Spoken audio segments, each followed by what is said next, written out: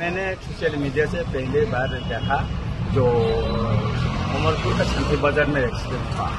मैंने सुना 5 बजे के पीछे वहाँ में कुछ लोग वहाँ जाके दुकान बंद करने के लिए किया था, तो बोला है दुकान बंद पर हमारा स्ट्राइक किया है। तो वो इसे बात करने पर पीछे बोला कि हम क्यों दुकान बंद करेगा।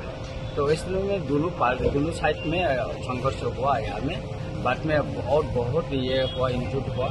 तो मैं देखा है जो हमें हमारा जो बीडीओ साहब और इंजीनियर साहब एवं एसडीपी साहब उन्हें इंजूर्ड हुआ, उनको जीबी हॉस्पिटल में लेके आया, मैं देखने के लिए आया हूँ यहाँ में। तो ये जो हमारा ऊपर ये हमारे तो नहीं, मैं काल पीसफुल करने के लिए सबको बोला है। तो लास्ट मूवमेंट में ये प्लानिंग करके ये एक्सीडेंट कर किया ये तो मैं जानते नहीं, लेकिन ये प्री प्लान हो सकता है। ये এটা কারো পরিকল্পনা থাকতে পারে, কারণ 5টা বাজার পরে অধিকাংশ জায়গাতে বাইক ফোটার জন্য আমি নিজে বলে দিয়েছি যে আমাদের পিকেটিংটা উঠে নাও, বনটা থাকবে 24 ঘন্টা, এটা উঠে নেওয়ার জন্য আমি নিজে বলেছি যে বাইক ফোটার জন্য, যেটা আগরতলায় আমরা সবার অনুরোধে আমরা 3টার দিকে উঠে দিয়েছিলাম। এবং এই ঘটনা খুবই দুঃখজনক। আমি কালকেও ডিসি সাহেবের সঙ্গে কথা বলেছি, আজকে সকালে কথা বলেছি, দোষী যে হোক এই ঘটনা যাতে অ্যারেস্ট হয়, সে যে করুক, এই ঘটনার দোষী শাস্তি যেন উপযুক্ত শাস্তি, কঠোর শাস্তি যেন পায়, সেটা আমি করি। এবং এই ঘটনা আমি নিন্দা জানাচ্ছি। এবং যারা এখানে অ্যাক্সিডেন্ট হয়ে যারা এখানে আহত হয়ে যারা জীবিত অ্যাডমিশন হয়েছেন, আমি তাদের প্রতি আমার সহানুভূতি এবং মর্মতা এবং সহযোগিতা থাকবে। আমি তার পরিবারের সঙ্গে কথা বলেছি এবং আমার নিজের মোবাইল নাম্বার কার্ডগুলি আমি দিয়েছি। যে কোনো সহযোগিতা তাদের যদি প্রয়োজন হয় সেটা আমি তাদেরকে করবো, এই প্রতিশ্রুতি আমি দিয়েছি। सर सोशल मीडिया पे एक बार बार दिखाना होচ্ছে যে you are a Bangladeshi citizen, तो आप इसको लेके क्या रिएक्शन देंगे और क्या करेंगे, क्योंकि you are a member of the assembly also. हम कानून में क्या लिखा है हम देखेंगे, कानून से हम लड़ाई करेंगे। हम भी देखा है बांग्लादेश का आइडेंटिटी है, मेरा बर्थ सर्टिफिकेट भी सोशल मीडिया में बहुत वायरल हो रहा है। हेडलाइन त्रिपुरा में भी लिखा है और दैनिक संवाद में भी लिखा है, तो वायरल हो। बाकी जो सोशल मीडिया में बहुत वायरल हो रहा है, ओनली मेरा के लिए नहीं। मैंने देखा हमारा चीफ मिनिस्टर और हमारा एमपी साहब विप्लव जी का ID कार्ड और उनका बर्थ सर्टिफिकेट भी वायरल हो रहा है। हम कानून में क्या है, हम कानून से लड़ाई करेंगे। और वो जो हमारे असेंबली का जो प्रिविलेज कमिटी है हम वहाँ में कम्प्लेन करेंगे और जल्दी एक्शन के लिए हम सर এটা কি ফেক নাকি?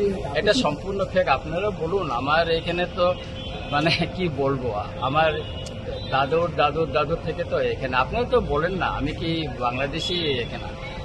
আসল কথা হচ্ছে কি এটা কোথায় ওরা পেয়েছে, কোথায় কি কে বানিয়েছে, এটা বানিয়ে এটা ভাইরাল করেছে, সেটা খুঁজে বাইর করার জন্য আমি কেস করব।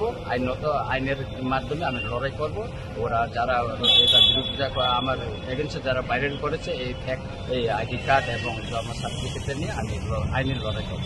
सर एक कॉमन चीज আমরা দেখেছি যে आप भी बोल रहे हैं कि एक कंस्पिरेसी हो सकता है, सीएम भी बोल रहे हैं कंस्पिरेसी, सारे लोग ही बोल रहे हैं कंस्पिरेसी, पर ये कंस्पिरेसी किया कौन? और आप सब सरकार में हैं, पुलिस था वहाँ पे, इसके सामने ये इंसिडेंट हुआ है, तो how do you see the overall thing? मैं बोलूँगा पुलिस वहाँ में था, पुलिस क्या कर रहा है? जिस टाइम में वहाँ में संघर्ष हुआ पुलिस क्यों माना नहीं किया? पुलिस क्यों माना नहीं किया वहाँ में? वो उस टाइम में तो उनका सामने ही संघर्ष हुआ। कल्चरल स्ट्राइक है ना, वहाँ में तो पुलिस भी है ना, जो पिकेटिंग के सामने बाजार में तो पुलिस है, तो पुलिस के सामने सब लोगों ने बोला है पुलिस के सामने ये संघर्ष हुआ। और वहाँ में उन लोग लाठी लेके वहाँ में गया, वही तो वीडियो फुटेज भी है ना, तो वो चुन के अरेस्ट करो, आज तक क्यों नहीं किया? আপনি কি মনে করেন সে আপনাদের পিকেটিং এর মধ্যে অন্য কোনো দলের লোক ছিল? অন্য কোনো দলের লোক মানে সেখানে ঢুকে এরকম কাজ করতে পারে, এটা সম্ভব। সারা ত্রিপুরাতে কোথায় আর যে জায়গাটা ব্যবসায় করে নেওয়া হচ্ছে সেটা হলো মিশ্র জনবসতি এলাকা। দেখুন 1980 সনেও এমন একটা মিশ্র জনবসতি এলাকার লেম্বুসারা দেশে নিয়েছিল, গতকালেও সেই মিশ্র জনবসতি এলাকা শান্তিবাজারে এখানে বাস ব্যবসায় করে নেওয়া হয়েছে। আমি যখন তো অ্যাক্সিডেন্টের ঘটনা দেখার পরে আমি বলেছিলাম এটা পূর্ব কোনো পরিকল্পনা, কারণ দিনের বেলা ঘটনাটা ঘটছে না, যখন বুদলি হইল অন্ধকার নেমে আসলো তখন এই ঘটনাটা হয়েছে।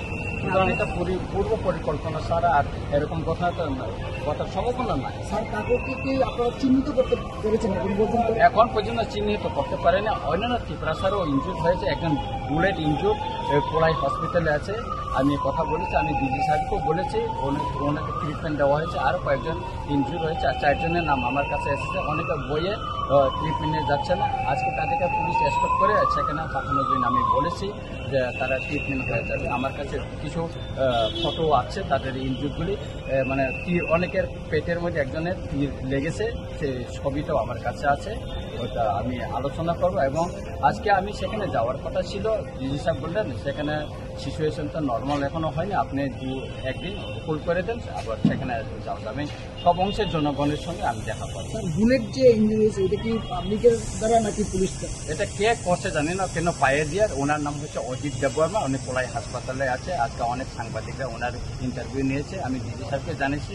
ডিজি সাহেব বলছে এটা বুলেট ইনজুর নাও হতে পারে, কিন্তু যিনি ইনজুর হয়েছে উনি বলছে ওটা পাওটা একদিকে লেগে বাইরে হয়ে গেছে এবং এখানে অপারেশনের দরকার নেই, কিন্তু ওনার ডেন্ডিস বড় হয়।